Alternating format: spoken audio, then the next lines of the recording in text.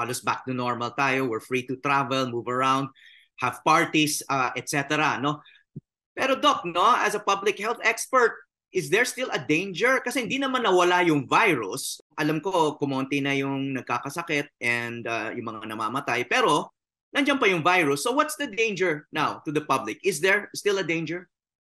Javi, gusto ko lang linawin yan na meron pa rin tayong pandemic ng COVID. Hindi pa tapos po yan. At para sa kaalaman ng lahat, halimbawa, meron pa rin tayong HIV pandemic, meron pa rin tayong cholera pandemic.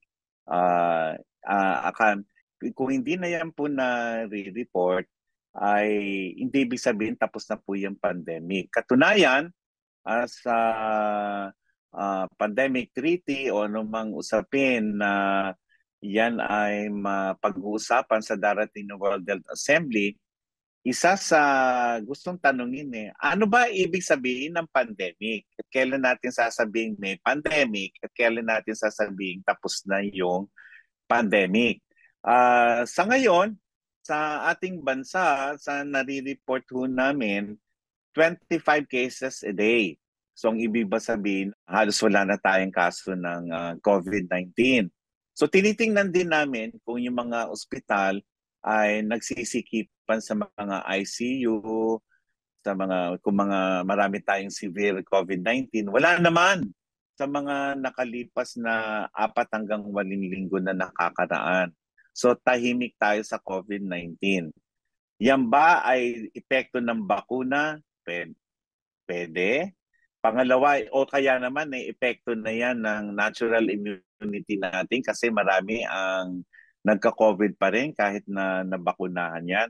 O kaya, yung pag-iwas po, kahit na sinabi namin na voluntary lang na yung pagsusuot ng mask, may nagmamas pa rin po at naghuhugas ng kamay, pinagpapatuloy yan. Kahit na may nai-report pa na ibang sakit na maaari mapagkamalan ng COVID.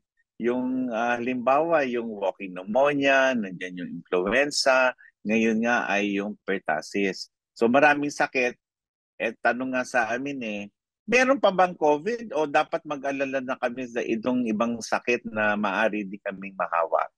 So isa lamang ang sagot yan sapagkat kung yan ay nakukuha sa pag-ubo, pagbahin ng katabi po natin, alam na natin dapat natin gawin. Magsuot ng mask. At kung kailangang manatili sa bahay, manatili sa bahay, huwag labas ng labas. Hawi. So ganyan po ang sitwasyon sa atin.